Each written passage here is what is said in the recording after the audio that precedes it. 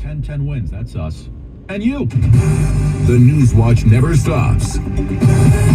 This is 10-10 Wins at 92.3 FM. You give us 22 minutes, we'll give you the world.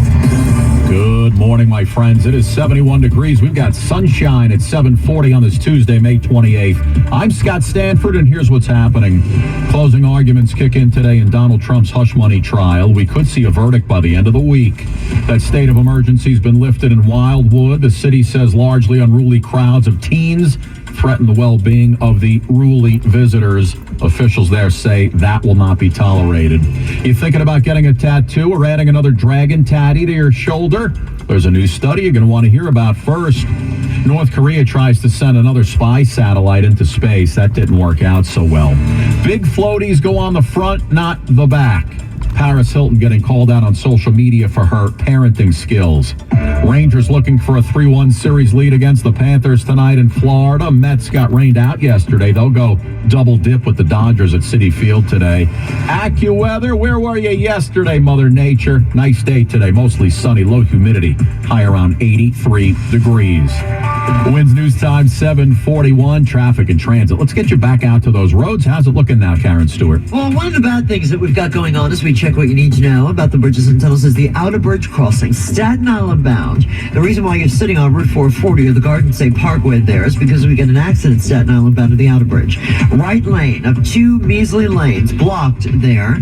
We did have emergency vehicles on the New Jersey bound side, but not anymore. All lanes are open. But that Staten Island Outer Bridge crossing and that right lane blockage has got us backed up on the Garden State Parkway considerably, getting off at Route 440. And 440 itself is backed up further east than the Garden State Parkway. Very, very bad on the Outer Bridge crossing. And the entire Staten Island Expressway is very busy from back in Jersey at the Goethals Bridge, across the span, out into the Verrazano Bridge, into Center Span. Hudson River crossings, the inbound Holland is 35 minutes. The inbound Lincoln is 40 with a broken down car blocking one toll lane. The inbound George is 55 for the upper now, 40 for the lower. From the Palisades Parkway approach, it's only 25 to 30 minutes, and the Raritan Valley line of NJT is subject to 30-minute delays both ways. They've got some signal issues going on. Our next report is 7:51 from the Farmers Dog Traffic Center. Fresh human-grade dog food delivered right to your door. I'm Karen Stewart, 1010 Wins on 92.3 FM.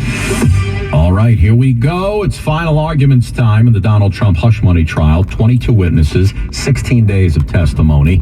And now, today, we're down to the nitty-gritty. Jeff Lichtman is a defense attorney not involved with the case, but as someone who's delivered plenty of closing arguments, he says his, in this case, would focus on prosecution star witness Michael Cohen and point out his admitted lies, felony perjury plea, and whether Cohen can be trusted for telling the truth about his dealings with Donald Trump. There's no emails that show exactly what we said, so you're going to have to rely on my testimony in order to convict him. Therefore, my credibility is paramount. Prosecutors will shore up Cohen's testimony with business records, checks signed by Trump, and a conversation Cohen had with Trump that he recorded. Juliette Papa, 1010 Wins on 92.3 FM. Wins News Time, 7:44. EMS workers responding to a call on Staten Island yesterday got a whole lot more than they bargained for. Right around 5 p.m., FDNY EMS headed out to the home of a 65-year-old man on Governor Road in Castleton Corners. When they got there, the emergency personnel saw a gun on the bed, so they called police. NYPD says when they searched the home, they discovered more guns and 3 grenades. The bomb squad was called in. The grenades were not live. I believe inert would be the proper word. The patient was taken to the hospital. He is in stable condition. The New Jersey shore certainly had its share of chaos over the Memorial Day weekend. A violent weekend at some beaches along the Jersey shore. A teen stabbed during a boardwalk brawl in Ocean City. Panic in Seaside Heights over a false report of gunfire. And in Wildwood, a state of emergency. The boardwalk closed late Sunday until early Monday due to unruly young people. It's like packs of dogs running around the boardwalk, 20, 30, 40 kids in a group. Wildwood Mayor Ernie Troiano Jr. says there were random assaults. Next thing you know, they just see somebody, they go up and punch them in the face. Police cleared the boardwalk and made arrests, the mayor says. Come on down, have a good time, experiencing what we have here, the beaches, the boardwalk. These are times that you should be enjoying yourself. And if destruction is part of your enjoyment, again, you're not welcome. Sean Adams, 1010 wins on 92.3 FM. You never hear about the ruly kids, only the unruly ones. All right, this story is for you tat fans. Not sure you're going to like it because it's bad news about tattoos. A new study out of Sweden finds that people with tattoos have a 21% higher risk of developing lymphoma. According to Lund University, when the tattoo ink is injected into the skin, the body interprets it as something foreign that shouldn't be there, and the immune system is activated. A large part of the ink is then transported away from the skin to the lymph nodes. The researchers say the study underscores the importance of oversight of the chemical composition of tattoo ink. The FDA says it has traditionally not regulated the color additives. That's Stacy Lynn reporting. Hey, I got an airbrush tattoo of Curly from the Three Stooges once at a county fair. It was sick. You would have loved it. And no dangerous side effects. At least I don't think. Wins News Time 7:46. 4 guys escaped from a Louisiana jail over the weekend. 2 of those 4 have now been caught.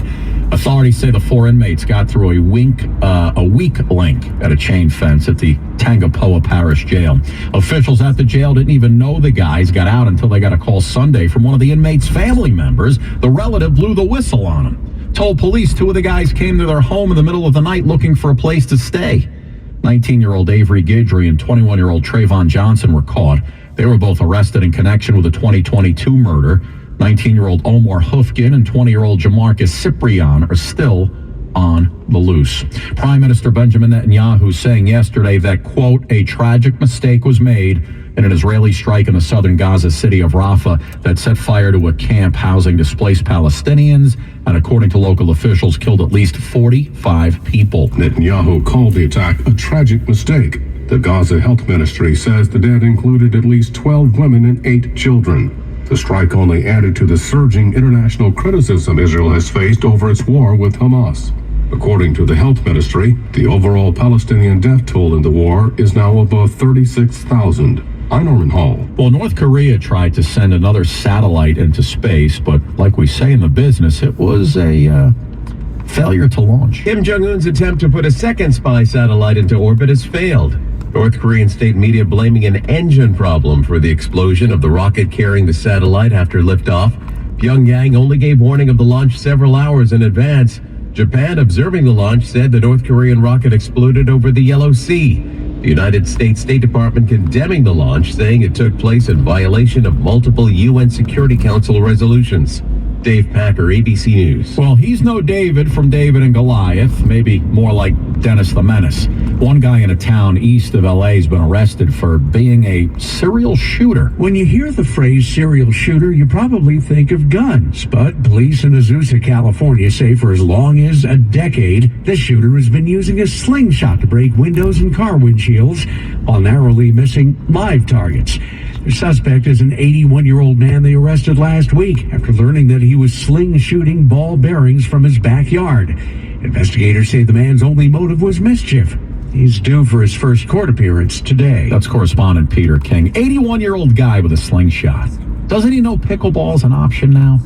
And shooting ball bearings? What's he doing with ball bearings? It's all ball bearings nowadays. No, thanks, Fletch. Hey, what's the first thing you learn when it comes to a propane canister? Do not use anything with a flame near a canister. Well, a man living in his SUV in a supermarket parking lot, an SUV that contained canisters of butane, he lit up a cigarette, and you guessed it, police in Van Nuys, California says, 37-year-old man went to light a cigarette near his Toyota 4Runner, and it all blew up. He was injured, but survived the blast. The explosion could be heard several blocks away. One witness says it was like an earthquake rattling windows. Wins News Time. We're coming up on 7:50 here on this Tuesday morning. Give me 1 minute. We'll get you back out to the roads. I have diabetes.